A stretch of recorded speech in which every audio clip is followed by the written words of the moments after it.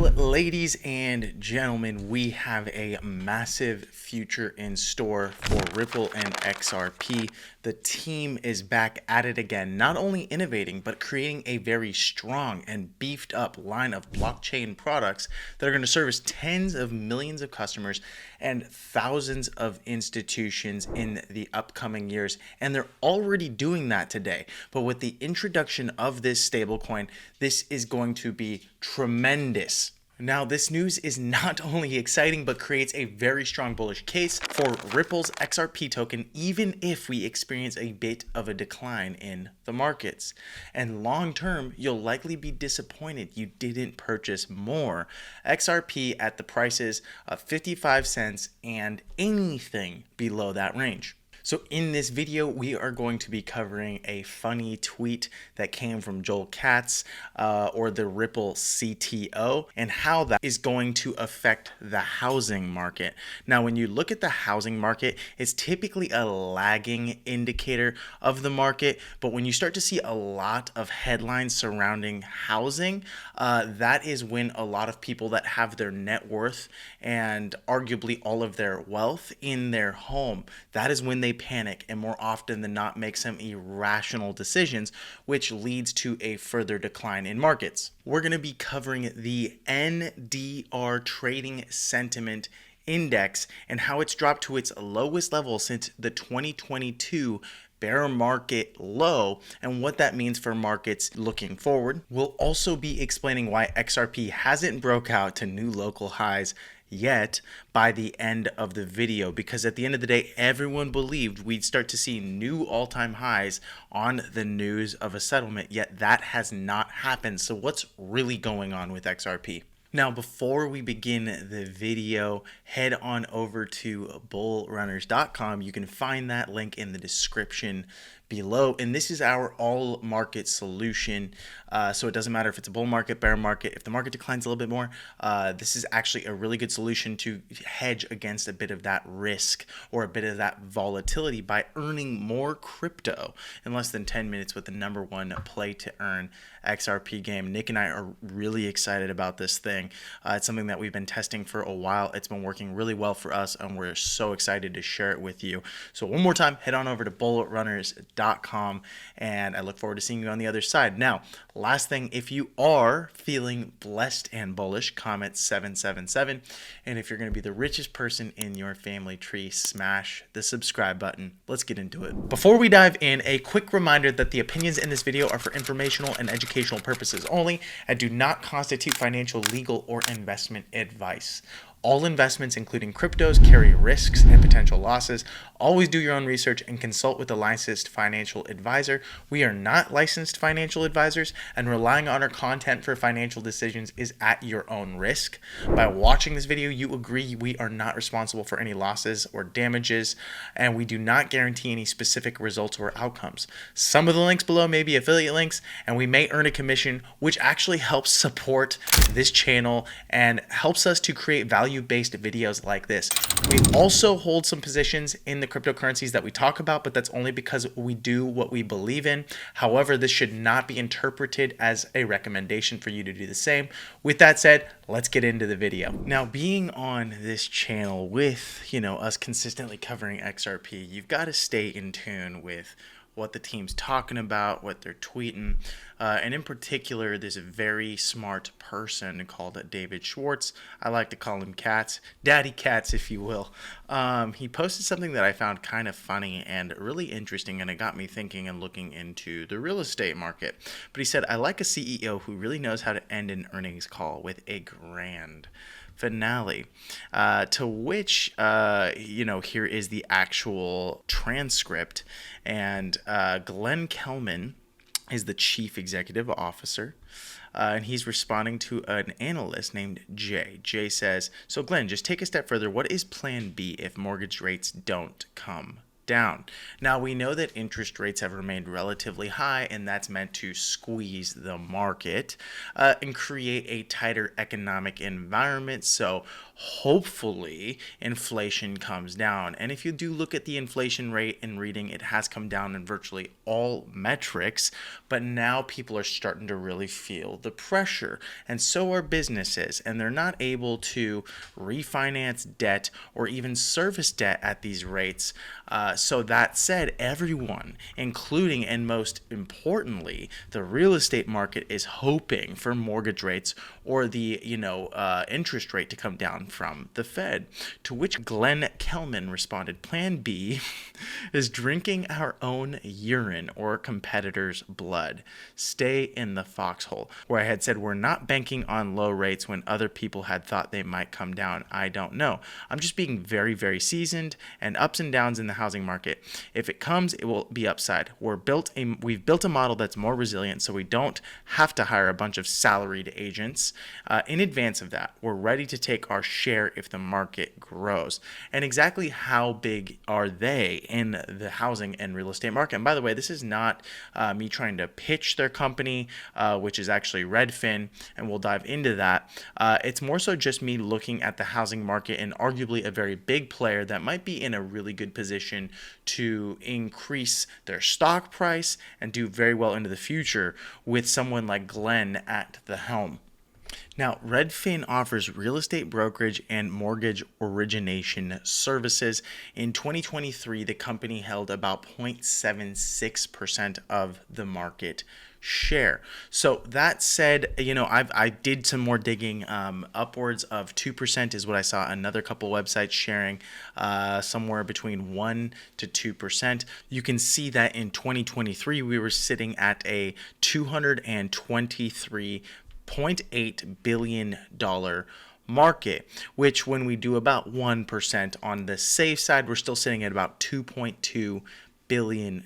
Now, that's not going to be potentially their valuation. Maybe it's higher, maybe it's lower, but real estate has been getting really crushed. It's been getting hammered. I mean, we're talking the all-time high came in at 2021 when interest rates were insanely low and everyone was picking up a home. And I have a personal story. My ex-girlfriend at the time had no clue about, what a good market versus a bad market looked like. She was just a nurse earning a consistent income. She went ahead and picked up her very first home for about a 2.9 or a 3.1% interest rate at about $300,000. That home went on to double in price to like $570,000 over the course of like 2-3 years, and at the same time she locked in a 3% interest rate. So that said, when the market when the interest rates come flying down, it's usually in response, right? The Fed is responding to some very negative economic indicators or typically a recession. That's usually when you want to be buying. Buy when there's blood in the streets. So as you can see on the Redfin stock, we've been in a descending triangle, and many would argue it probably starts right here and touches these points right here where we recently broke out. On the flip side, right, we've had support in this range. So yes, we are testing these local highs right here, and I would argue at this point we'd likely want to see a breakout above $8 on the stock for it to break out. Now, I would say it's likely only going to break out in a low interest rate environment, and really that's kind of what I'm trying to get at. I think just with someone at the helm like Glenn, who's like, there is zero plan B, we're either going to do this or die.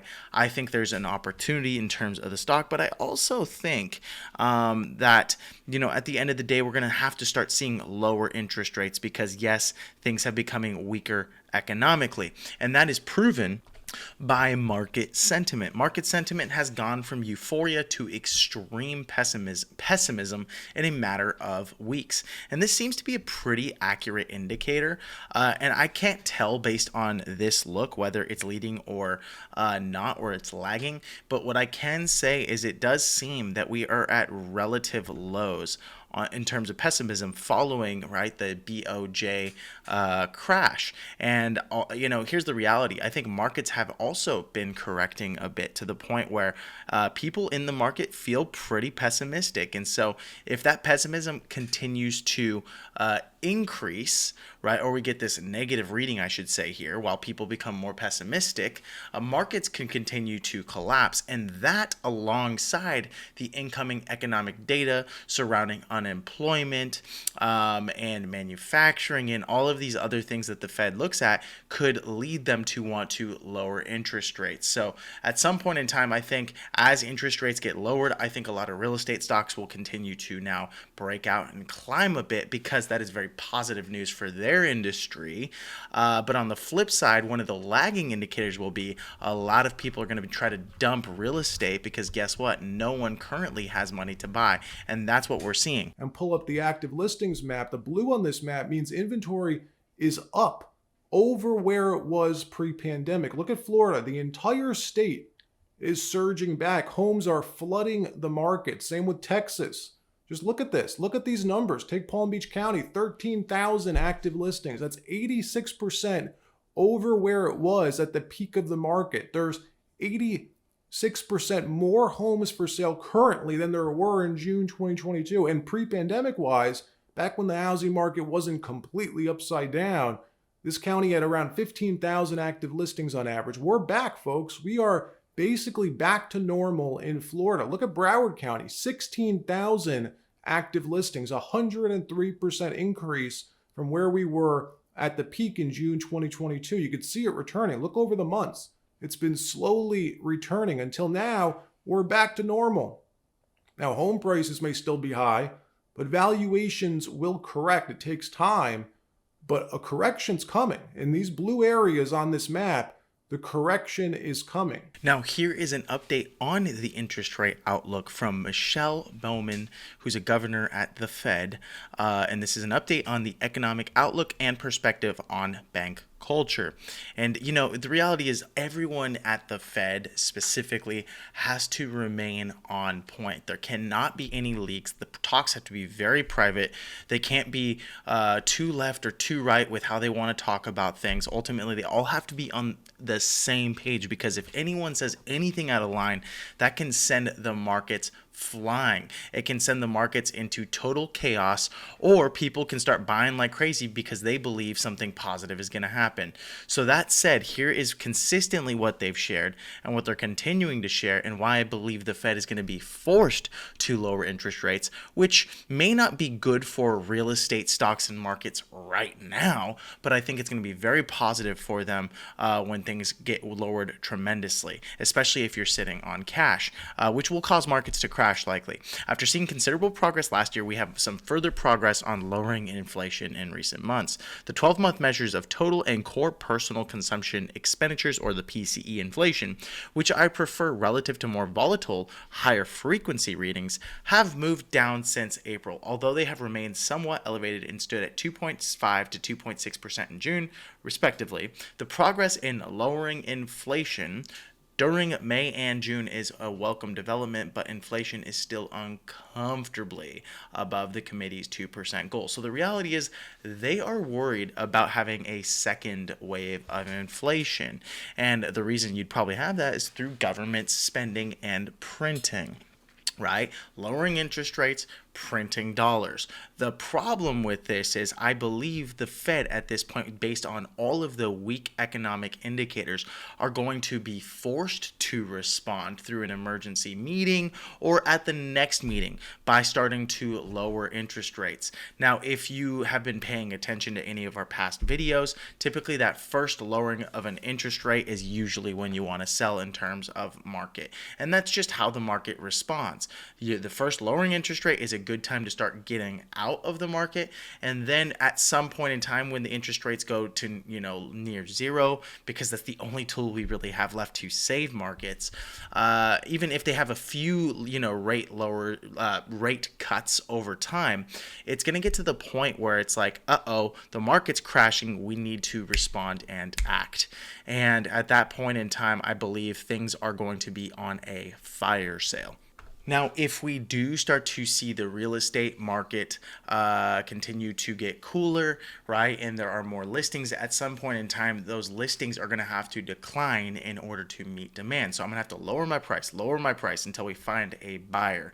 And if any of those headlines start to hit the market, or we start to get some banks potentially collapsing, or whatever the case may be, the Fed is likely going to respond by lowering interest rates sooner rather than later, and arguably in bigger amounts too. Instead of 25 basis points, maybe 50 basis points, or even 75 basis points.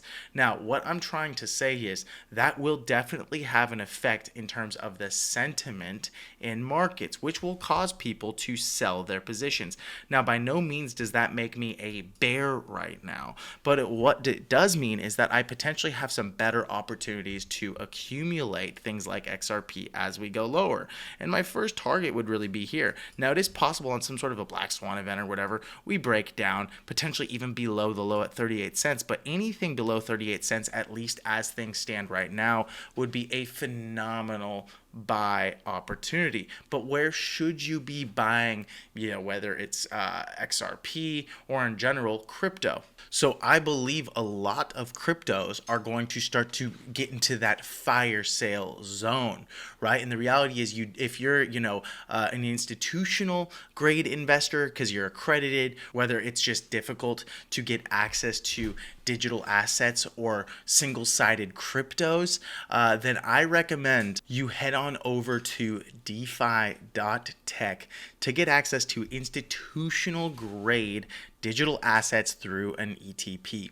Now, an ETP is basically a regulated exchange traded product, and these guys offer quite a few. So it's one of those things where if you're not completely savvy with DeFi wallets and you don't want the tax headaches, and believe me, I've actually dealt with them in the past. I was messing around a lot with DeFi wallets, transferring money back and forth from one exchange to another, to a different DeFi wallet, to the point where it was just very difficult to track and keep on top of my finances, and it created a lot of headaches for me. Then this is by far the best way to get exposure to the same assets you would in terms of DeFi exchanges and crypto and digital assets, but in a regulated manner where it's easy on you and your accountant. So that said, DeFi Tech is actually the parent company of a company called Valor, and Valor is the asset management company. So when you click on this link over at defi.tech, you'll see that Valor enables retail and institutional investors to gain exposure to digital assets and decentralized finance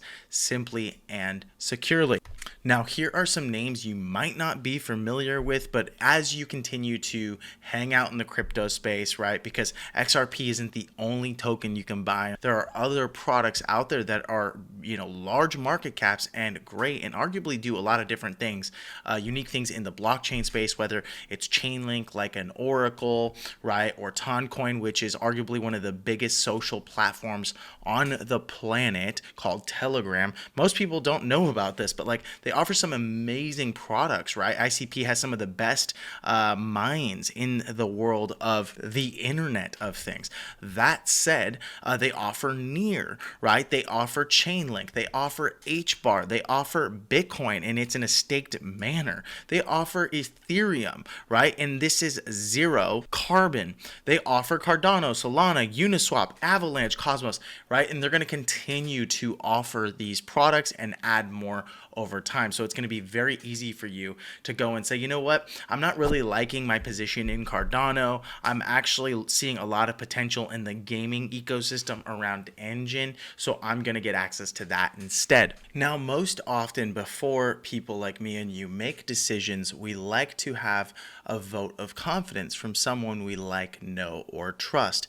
And since the beginning of my crypto journey and many people's crypto journeys, Anthony Pompliano has been quite a key and pivotal player. If you've listened to him on his podcast or on YouTube or subscribed to the Pomp letter, I mean, he has 1.6 million followers. Here's his website. You can learn more about him. But what I'm really after is what his vote of confidence in this company is. Here is what he had to say about this company. Good morning, everyone. Bang, bang. The Sohn conference was yesterday. This unique event brings together some of the world's greatest investors to pitch their best investment ideas while helping to raise money for philanthropic causes. From their website, they say, the Sohn Conference Foundation takes a unique, selective investors approach to grant making. The foundation supports cutting-edge research, innovative technologies, and bold initiatives that will have the greatest impact in treating and curing today's public health priorities. Some of the picks from yesterday's conference included Carpenter Technology Corporation, Natera, European chemicals company Solvay, and cryptocurrency Ethereum. Each of these picks has a solid thesis behind them, but I think they will be drastically outperformed by the stock that I would have pitched yesterday if I was at the conference. My pick would be DeFi Technologies. Let me explain my logic. The publicly traded company has a few different products or services across the cryptocurrency sector, but there is one area that is worth truly understanding. DeFi Technologies has a subsidiary called Valor Asset Management. This organization's strategy is to create ETPs in non-US markets for the long tail of cryptocurrency assets. The thesis is that investors in traditional markets and on Wall Street want exposure to potential 10x to 100x opportunities just as much as the degens of crypto do. If Valor can be the first company to provide public market exposure to these assets, they will be able to attract meaningful capital to their ETPs. But that is when things get interesting. Because Valor is holding crypto native assets in these ETPs, they are able to generate higher fee revenue from these assets. Instead of charging less than 50 basis points as we are seeing for the Bitcoin ETFs in America, Valor charges 1.5% or higher to manage the more esoteric assets.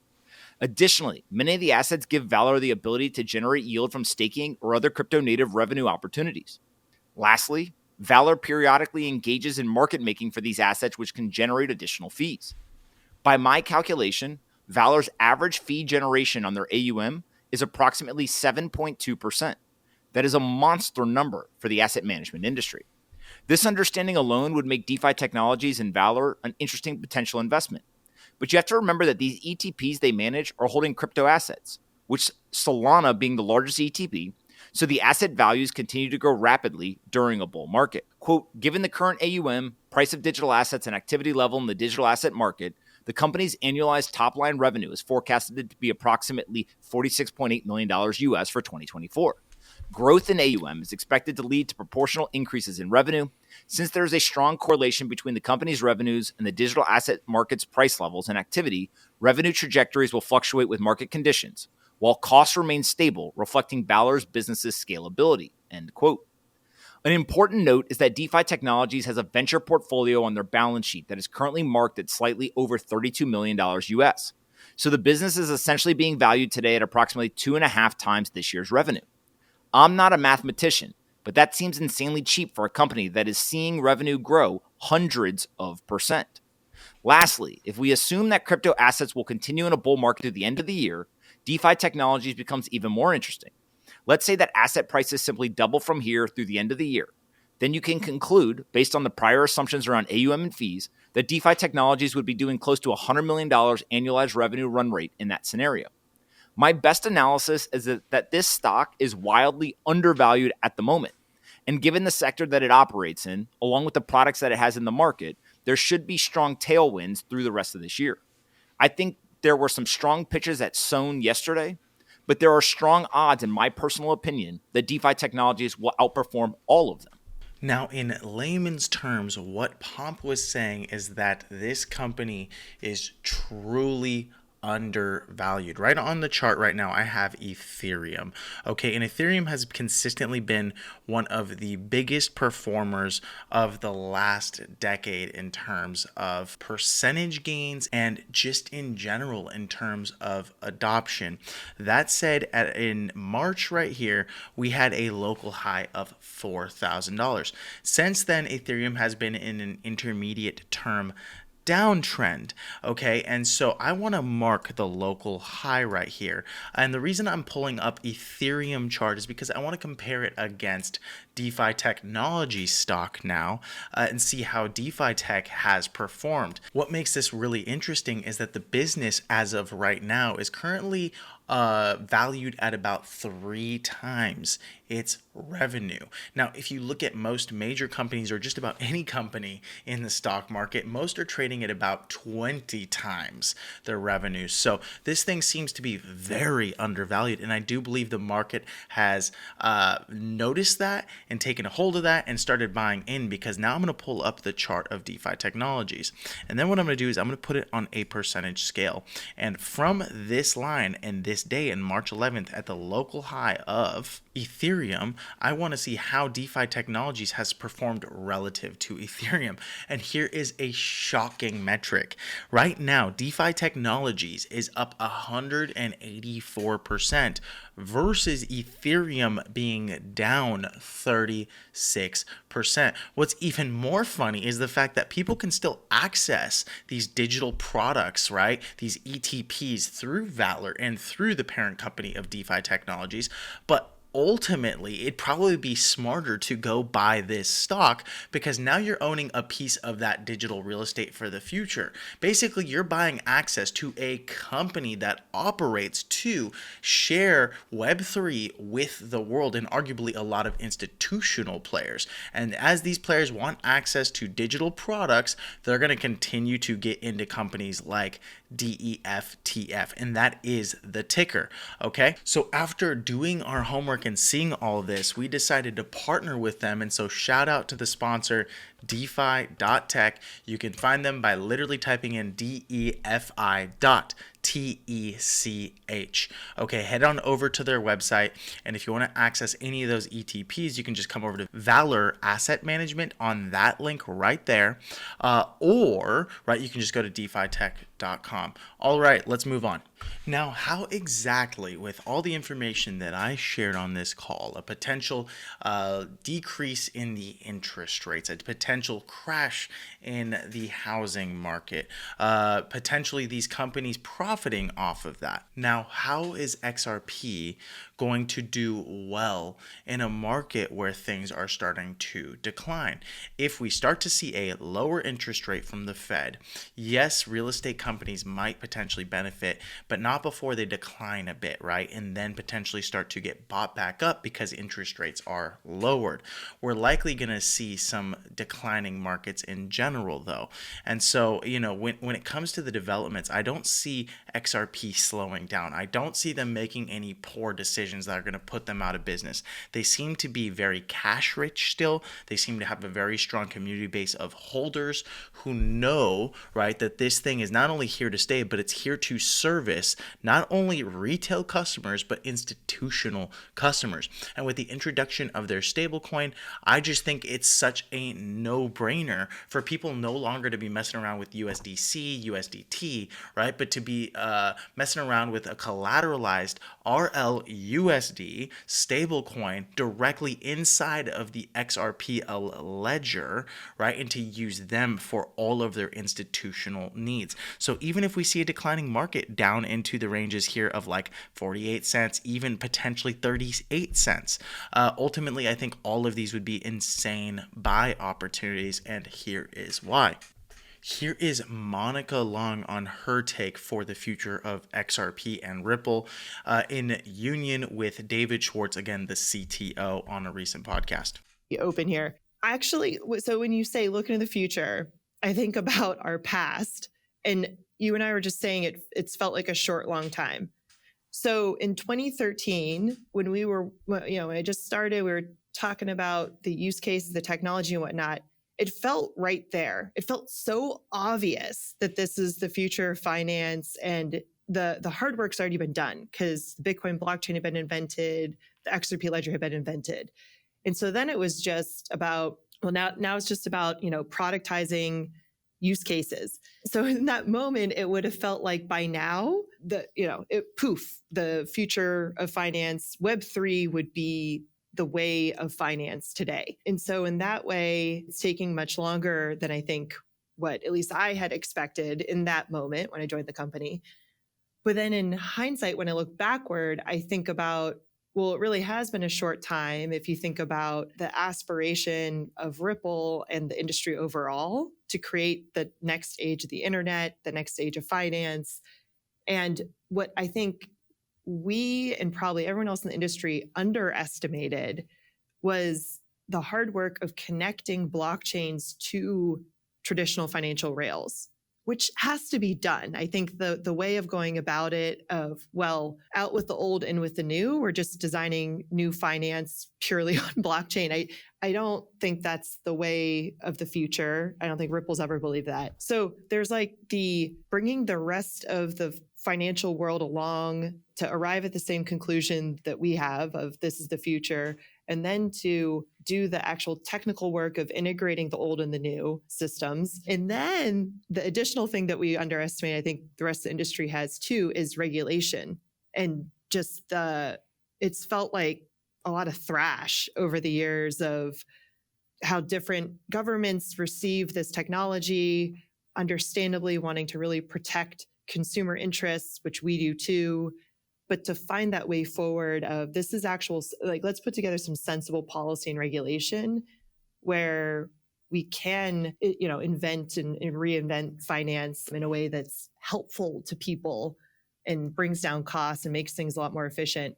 That was a long-winded, meandering answer, but I'm really never, more than ever, I'm more bullish about what the next 1 to 2 years holds for Ripple because of the payoff from all the work we put in. And we here on the channel are too. I do believe that a new page has turned. I don't believe at this point the SEC is going to appeal at least the settlement. And so we're really kind of in a good place right now with XRP, with the tech they've built, and now with a bit of clarity, right? We're going to go to a place where a lot of institutions are going to feel the incentive to adopt the Ripple XRPL ledger and their technology and integrate it with their current dinosaur platforms to become more efficient, more frictionless, to lower their fees, and to arguably do business at a scale they never have before. One more time, I'm going to say it. Head on over to bullrunners.com. You can find the link in the description below. And this is our all market solution. So even if the markets are going down a little bit, this is the perfect thing for you to take advantage of, especially if you're a strong XRP holder, because this is going to allow you to put that XRP to work so you can earn more crypto in about 10 minutes per day with the very first and #1 XRP play to earn game. So thanks so much for watching the video. Look forward to seeing you in the next video. And before you hop off, subscribe if you haven't already. Goodbye.